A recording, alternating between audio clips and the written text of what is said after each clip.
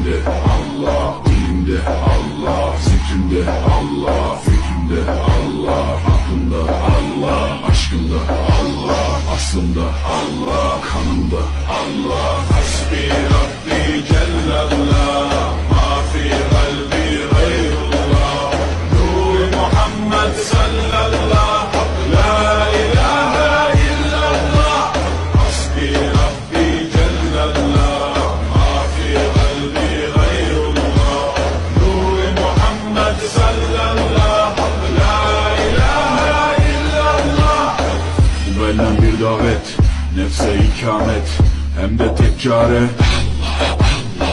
bu hayat imtihan, şeytandan intikam, sayısız iltifat. Güvendiğin dağlara kar yağar.